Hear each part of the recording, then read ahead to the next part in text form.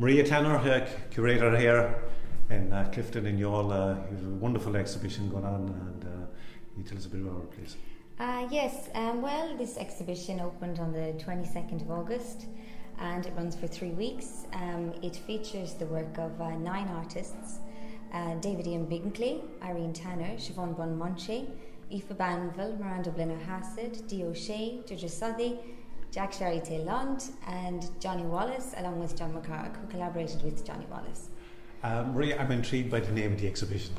The exhibition, yes, the okay. The title of the exhibition, It Is Not on Any Map, True Places Never Are, is taken from a book written by Herman Melville. And of course, now we all know about the connection between Herman Melville and Youghal, in that he wrote the book Moby Dick. So I thought it was a nice tenuous connection to the place, you know, to use something from Melville artists. I wrote up a concept and on an obscure history of Youghal, and put it together in such a way that had a critical edge to it.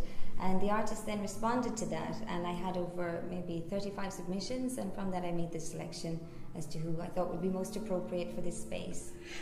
Does sound connect there with a phenomenon called Fata Morgana? Mm-hmm. And is the exhibition kind of loosely based around that? That's right, yeah. There was the appearance of the Fata Morgana in 1797, 1798 and 1801. And basically it's a form of mirage, but it's a superior mirage. It's highly complex. It takes different light refraction and reflection in order for it to appear. But basically the people of Youghal saw this huge apparition of Youghal in the sky, and the exhibition looks at this idea of how, you know, what this might have done to the minds of the people looking at it, especially because Youghal at this time was, under imperial rule and colonial rule. And so to look at this idea again in the context of our contemporary political, cultural climate, how do we perceive, you know, this place that's not on any map? How would we visualize, how would we conceptualize something like that? So, yeah. How do you find those buildings when you search? Basically, I just look around, and if something appeals, then, you know, I see if I can find the owner and just make contact and see if it's a possibility to go inside and make an exhibition, you know. But this house, it's a local landmark building. It has a very imposing visual appearance, and I thought, my God, it would be great to have an exhibition in there. So it's been varied but very, very positive. I think the people in this are feeling, I think, you know, it's making people emote, because I think you have the atmosphere of an old house, the character of it, and then all these incredibly beautiful works and challenging works as well. And there's a lot of soundscapes. It's very ambient here, so people are emoting. And in the visitors' book, we're getting responses like, brilliant, mind-blowing, wow, great. And then some people, maybe one or two, who didn't really understand what it was all about, but that's a necessary part of everybody's experience anyway. I think the relationship between the works composes itself in this kind of symphony of ideas, and I think everybody's really pleased with the outcome. Yeah. Marie, this building has been like an iconic building in Youghal. When you walk up the Lighthouse Hill here all these years, but it was no one knew who owned it or had access to it, and you've opened it up. So it's amazing the work you're doing. Yes, I mean, I think it's really important, you know, to see these beautiful landmark buildings, and people are looking at them for years and years and years, and yet they have no access to them, and the curiosity builds around these places. And I mean, there's even rumours around that this place was haunted. Now, I think that that's probably not the case, but so I think it's a wonderful thing to open these places up for the public, because I think there's already an imagination built around them because they've been closed for so long. So, you know, there's an atmosphere pre-existing the exhibition, even in and of itself, you know. And you're also bringing, like, the artist's work out away from the galleries as well, to the public in a wonderful way like this. Yeah, I think it's part of the ethos of how I work now as a curator, is that I believe that contemporary art should be accessible for all kinds of audiences. So it's about bringing contemporary art to regional areas. And so audiences that mightn't necessarily, you know, have access to cities or access to, you know, the bigger galleries and gallery spaces can just simply wander up into some place like this that's open, it's inconspicuous, and it's totally unexpected what they meet when they get here.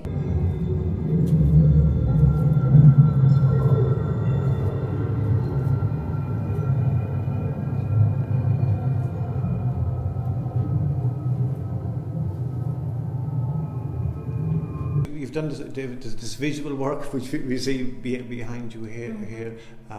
the artwork, which was soundscapes going on there with David Bickley and Irene and film as well. So it's a multi-visual experience. It's a multi-visual, multi-sensory experience. But that was part of the exhibitionary concept in the beginning. I wanted artists to focus on the astral, the sculptural, the projection, the atmospheric, all of these kind of mediums that might imply a projection or an atmospheric, you know, of the weathers, if you like. So, and sound as well is another very important element in creating that notion of atmosphere. So, yeah, the new media work is very important in this exhibition. So, have some of the artists kind of done their work specifically for this building? Yes, the majority of the work here is site-specific.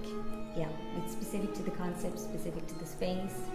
Because we have the issue of so many dilapidated spaces in the country, not just old buildings but new buildings, that it has a lot of relevance, I think, that we can appreciate spaces as they exist and bring life and energy and ideas into these spaces. It's a way of maybe sharing with the community the possibilities around vacant spaces.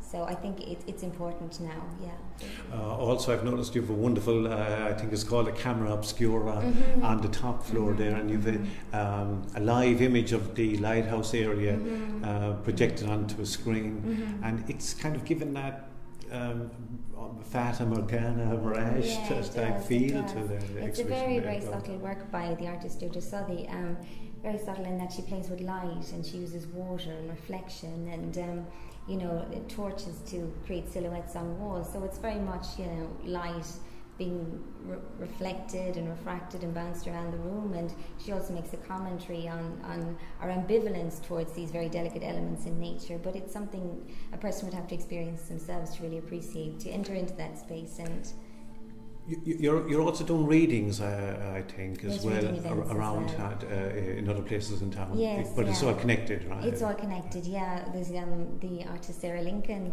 is leading the reading events. We had 2 of which we've had, and now they're completed. The last one was last night. The first one took place on a boat, and we travelled around the mouth of Youghal Bay, and we read text in advance, and then we had a chance to talk about the text and how they conflated with one another in interesting ways. And it was a really wonderful experience. It rained, but in spite of that we had music, and one guy, he rapped a little bit, and it was very, very nice. And then yesterday we were in the Polytunnel in St. Raphael's Garden.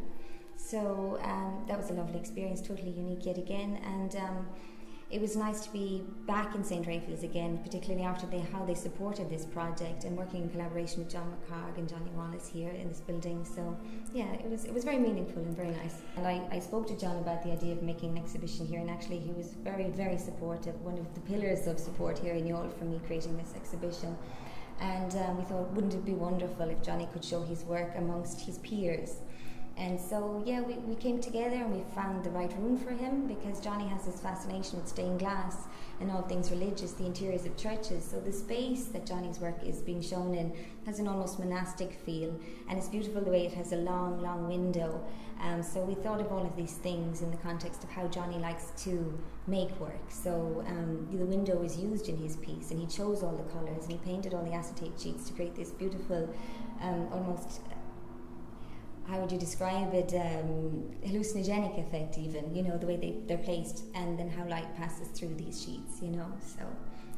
Maria, it's a fantastic talk. The exhibition is absolutely wonderful, and everyone should just come and see this exhibition here in Clifton, in the Lighthouse Hill in Youghal, and it's open and closing dates are? It opened on the 22nd of August and it closes on the 13th, but we are having a closing event on the 12th of September, and for that we're going to have a screening of work by Bob Quinn, a discussion group after that, and then following that we'll have a 15-20 minute live performance by Siobhan Bunmunche, and after that we'll have Irish music, and everybody is welcome. And have you got much support from sponsors? Or yes, we were funded by the Arts Council of Ireland, which we were very grateful for, because that was what enabled us to really pull this off in the end, and the Cork County Council got behind us, and in conjunction with St. Raphael's Art Department, the HSE funded this project, and Youghal Credit Union. So they all came together and it was enough to pull this off. Yeah, so we're very grateful.